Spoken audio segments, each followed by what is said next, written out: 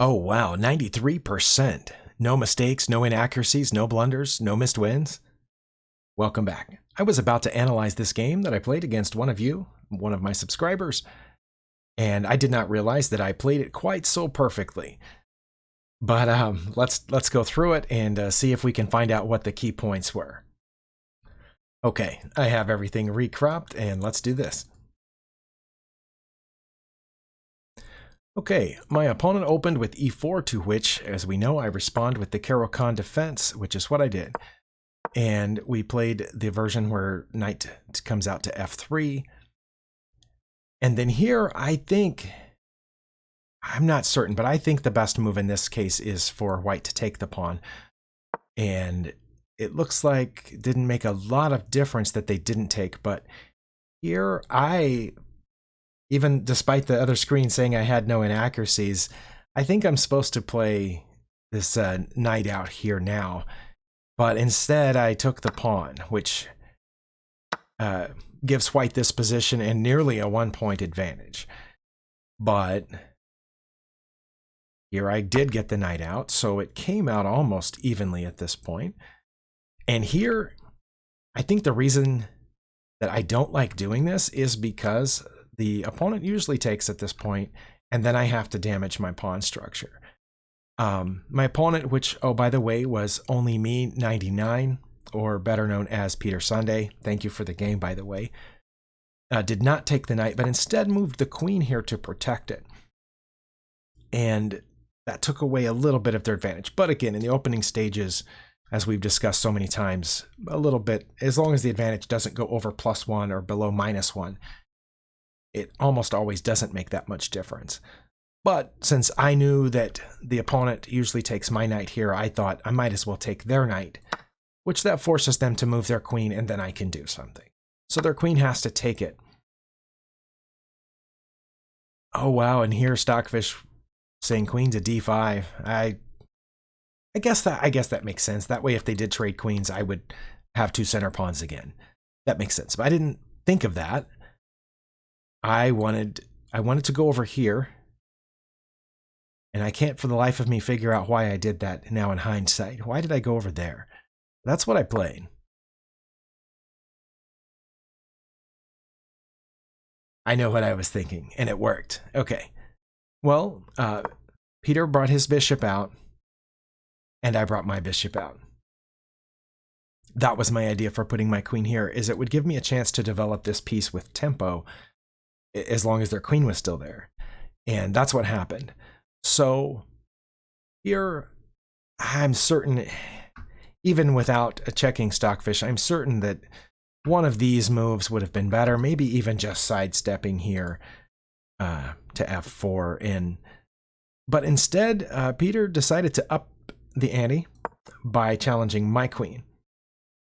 Now, I see this, I mean, it looks like a free pawn, but if you take it, then my queen's no longer protecting the bishop. But what I saw here was a chance to mess things up just a little bit. I thought if I take Peter's queen and he takes my queen, all that's happened so far is we've got 2 queens off the board, but he's going to have doubled pawns over here on the A file, which could come in handy later in an endgame. And then my bishop's going to be right here, and it'll be my turn. And I can take the knight, which will double pawns here on the F file as well. And that's what I was looking at, is we would have pawns like this, that after this little series of exchanges, Peter would have 4 separate isolated pawn islands. And so that's what we did. Except for that part. I wasn't expecting that at all, so it threw me off. Now, I had to start thinking here, well, I could get the bishop for a pawn, but then can't the knight check me? But then I realized, no, it actually can't, because my queen covers both of those squares. So I took the bishop rather than trying to escape a different direction. And then he took my pawn. I mean, my queen with this pawn. And that turned out to be the whole key moment of the game. There was first this Sorry for all those markings, but this turned out to be one of the key moments of the game. This was an inaccuracy, was setting up this trade this way, rather instead of just moving the queen out of the way. That was the inaccuracy, but then here, this was a blunder. Stockfish counted this as a blunder here because it gives away an extra piece in addition to the damaging of the pawn structure that was about to occur. So then we go back to the exchange that I thought we were going to have, which is this. And now you see what I was talking about with these separated pawn islands. Now with still having 2 rooks on the board, maybe those open lines could come in handy. Also, I'm in a situation where I can't castle because I've had to move my king. So I have some negatives too. Also, just like my opponent, I'm completely undeveloped. Both my rooks are trapped, but my pawns are not as separated as theirs, and I have an extra piece. So that's the thing here. These 2 pawns are still together. These 3 pawns over here are still together. This one's all by itself, but it's going to be it couldn't be an effective blockade against either one of these because whichever, whether it's the F pawn or the D pawn that comes down, my E pawn can go either way if it needs to. But my situation's not perfect, in other words, but Peter's is worse because he's given up an extra piece and his pawn structure is more damaged than mine. I think I was supposed to probably play a pawn move here or something, but I decided to start developing immediately, so get those other 2 pieces out of the way so I could move my rooks. I chose my knight to here so that it could protect a pawn push to e5 in order to free this bishop.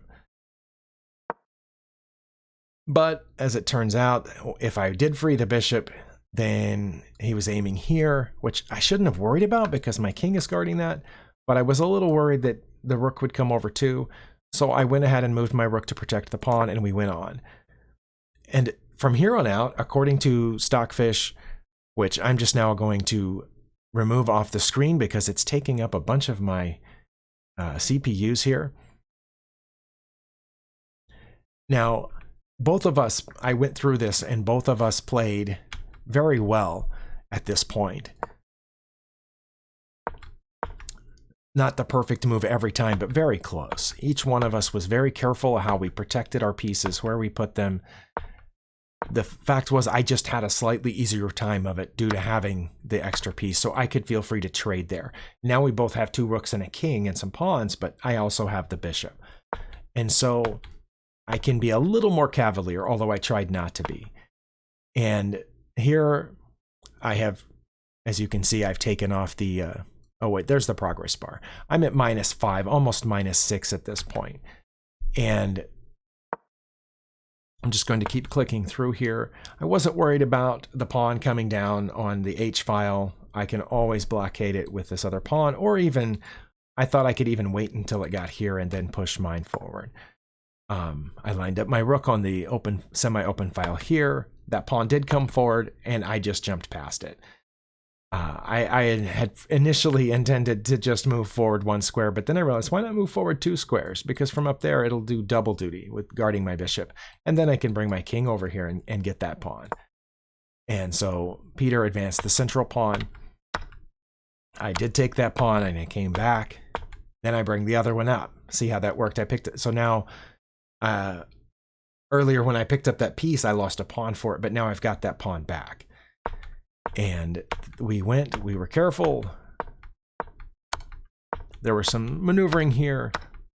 None of these moves were very bad. It's just that I had the slight advantage for having the extra piece. I managed to work his king back over there. And now, by now, with each move, as we get closer and closer and chipping away at pawns and chipping away, I'm two pawns ahead, plus the piece now, by the way. My evaluation has grown and grown, and now Stockfish is saying it's -52 if I play rook to b2 check here. Okay, well, I didn't see that. I saw an opportunity to kick this rook away here. My king is guarding this pawn, so I don't need the h-pawn protecting it anymore. So I knew that the rook would have to go back, and then I was thinking about pressing my advantage there. One reason I wanted to push this rook back is that right now, those 2 rooks are guarding each other. And once I can push that rook back, now the two rooks are separated. That was my idea there. And as it turned out, it's still minus 52 if I play rook to b2 check here, which I didn't. Oh, no, I did. Okay. I misread the thing again. That's fine. Okay, and here is where Peter's blunder came in. So far, he's only had one inaccuracy and one mistake, as we saw earlier. And here, according to Stockfish, he should have played king to f1. The idea there is that when I follow up check, he has the ability to block with his other rook, but instead he brought his rook forward here, which allows me to check with the bishop, and his rook has to take. It's the only legal move. And that's mate. Now, I'll be honest, when I took the rook with my pawn, actually right here, when I checked with my bishop, I knew his rook could take and would probably have to, because my rooks are cutting off all those squares, and so the king can't move. So I knew that that was the only legal move here, and then I would get the rook for a bishop and be even further ahead. But I didn't know that was mate until I'd played it, and I heard the little sound that's slightly different from a piece moving. So that I should have known, because my king is cutting off this square. I didn't think about that earlier because my king couldn't do anything to that rook because of the pawn protecting it. But my king is keeping his king from coming there. So that was checkmate with the pawn, which doesn't happen very often, but it happens occasionally. So thank you again, Peter, for the game. Other than that initial queen and bishop and knight exchange we had at the beginning, I thought you played very well. Especially being 300 points lower rated than me. And there were definitely times during this end game that I was worried and thought I was about to make a mistake or had made a mistake. And as it turned out, I didn't. Sometimes that surprises me. Thank you, everyone, for watching, and we'll see you next time.